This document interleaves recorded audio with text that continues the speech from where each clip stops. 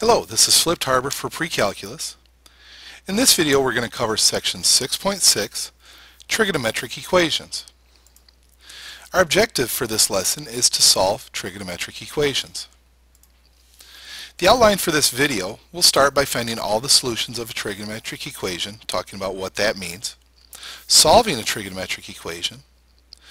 We'll look at solving a trigonometric equation with a calculator, solving a trigonometric equation in quadratic form, and solving a trigonometric equation using identities.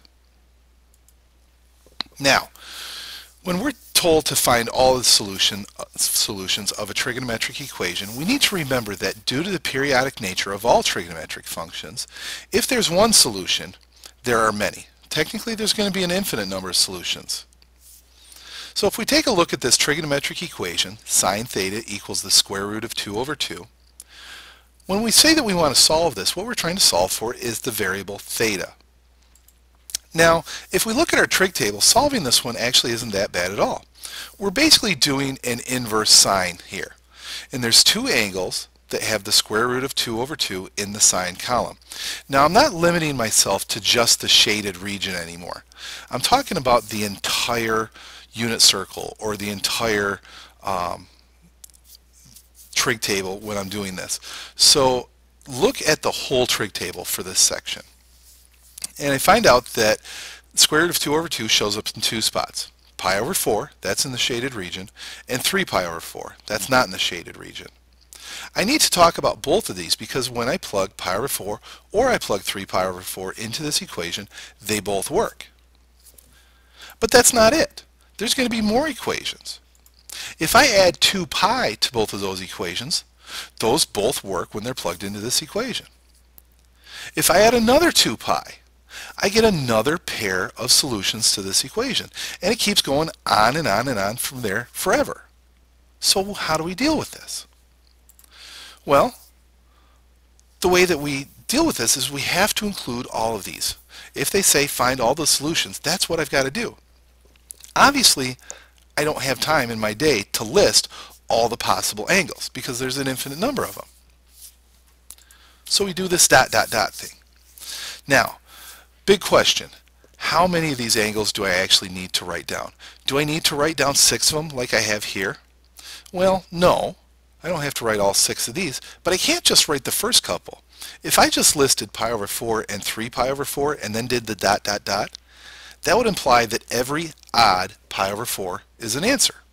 But we can see here 5 pi over 4 and 7 pi over 4 are not answers. So how many do I have to include? Well, you have to include your original 2 plus at least one more circle. This 9 pi over 4 and this 11 pi over 4 showed up because I added 2 pi to pi over 4 and got 9 pi over 4. I added 2 pi to 3 pi over 4 and got this 11 pi over 4. You have to include at least 2 full circles worth of answers and then do your dot dot dot. You leave it to just these two, you're screwing it up. Okay, so usually what we do is we limit our answers to those between 0 and 2 pi, which means that you have to look at your entire trig table. Don't look at just the shaded regions, just look from 0 to 2 pi. Okay, so let's move on. When we're solving a trigonometric equation, again, like I said before, that means that we're trying to solve for that variable, usually a theta, that's locked inside a trigonometric function. It's inside a sine or a cosine or a cosecant or something. So really the first place you should check is your trig table. Maybe the answer is really staring you in the face. If I have a simple trigonometric equation like sine theta equals square root of 2 over 2, well, grab your trig table and look for square root of 2 over 2 in your sine column. Now remember, we're looking at the whole thing from 0 to 2 pi, not just the shaded region. Even if it's a little more complicated, something like sine theta equals cosine theta, well, I can look down both columns and I'm looking for the exact same number in both columns. So again, nothing real fancy here, just use your trig table as a tool to help you solve the equation. Now a lot of times we want to use an inverse trigonometric function to quote-unquote remove trig functions. And that's really what I was doing. When I was looking at the trig table, looking in the sine column, I was actually doing an inverse sine to solve for that theta. It is ideal, but not always possible, to combine trig functions using identities. Basically, you want to try to get those big, complicated trigonometric equations down to smaller and smaller form. And one way to do that is with trig identities. Now, you're not always going to be able to do this. So I'm going to be showing you some tricks along the way here. Some more things for you to remember. You can't divide away a number that's, quote, inside a trig function. So the sine of 2 theta, I can't just divide this 2 away. It's locked inside the sine. This does not become the sine of theta equals 1/2. I would probably end up using an inverse sine function and then divide by 2. I look at these as layers. Get rid of the sine and then get rid of the 2, not the other way around. Almost always you want to get all of the trig functions, you want to get all the sines and cosines and tangents all on one side of the equation. Now that's almost always. Okay, I can't really think of an example to give you right now, but really more often than not you're going to want to get all of those trig functions over to one side of the equation. Oops. Finally, remember, these equations were set up to work. You don't get to just throw your hands up in the air and say, this one has no solution. They all have a solution. You're just going to have to work a little bit harder on some of them than others to get that solution. Alright, so let's go ahead and solve this slightly more complicated trigonometric equation, and we're going to solve it as with all of our equations in this video from now on the interval 0 to 2 pi. Now I look at this equation in layers, and these are layers that I need to peel away in order to get at the chewy nougaty center, that theta. You know, if you want to look at it this way, this equation is like an onion. I have to peel away the layers in order to get to the center, the theta. And let's face it, it's like an onion because it's probably going to make you cry. So, first layer that I peel away is that sine. The way I do that is with an arc sine or a sine inverse. So I take the sine inverse of both sides and I get 3 theta plus pi over 18 equals the sine inverse of 1.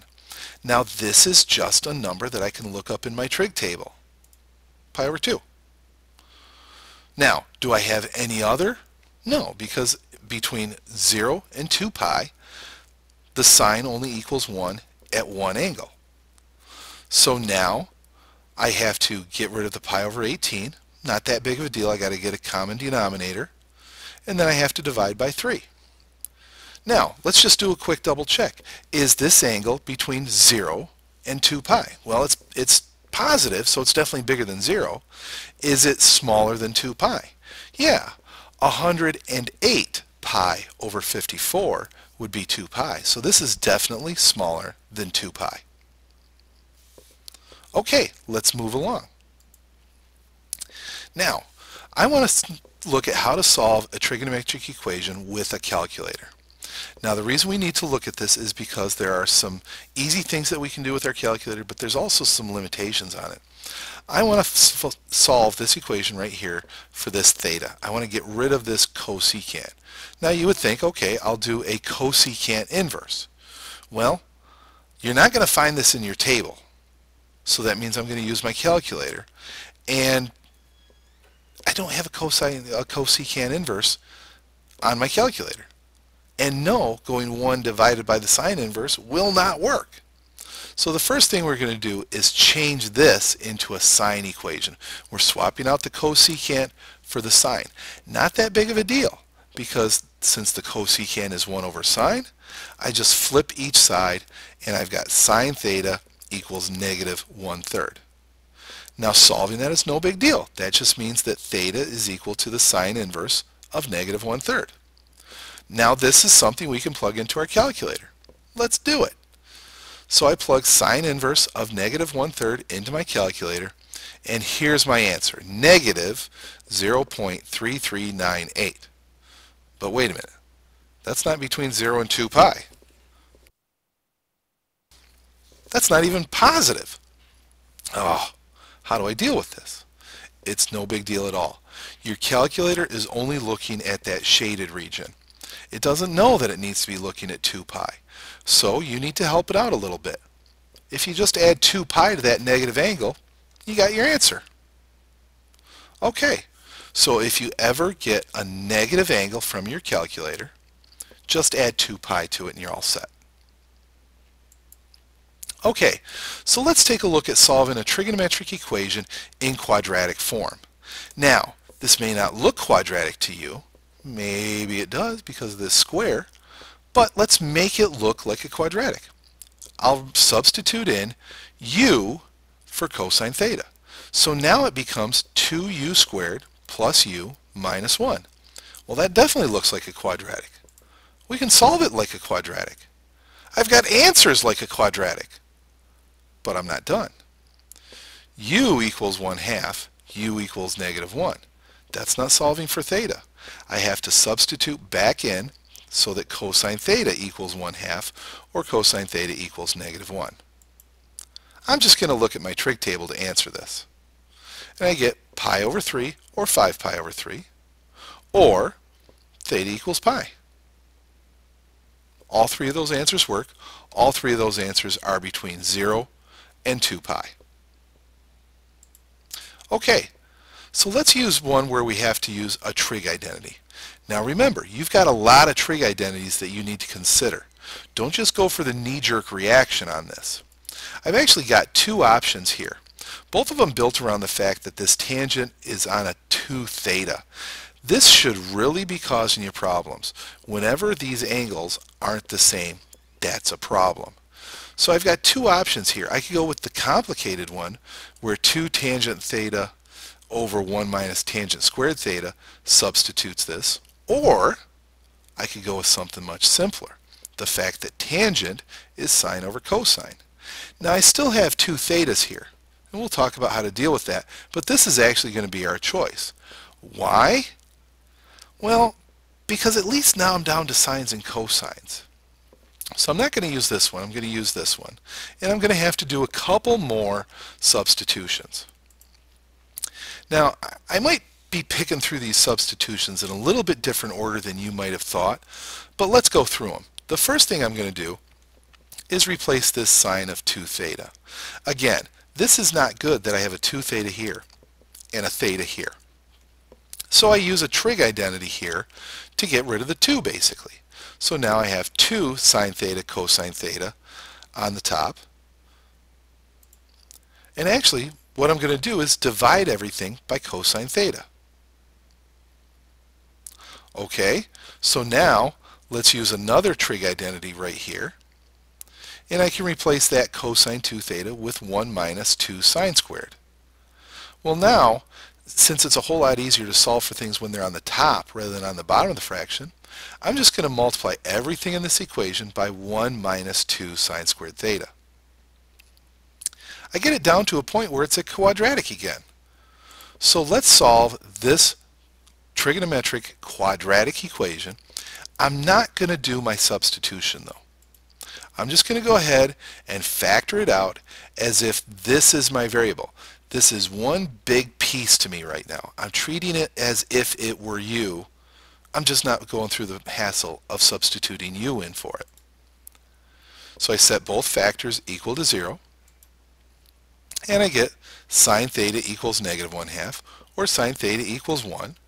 I grab my trig table, shaboom. I've got 3 answers, 2 of them from here, and 1 of them from here.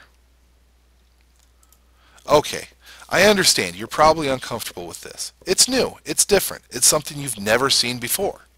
But it's time to give it a shot. I wish you good luck, and I'll see you in class, and I'll see you online.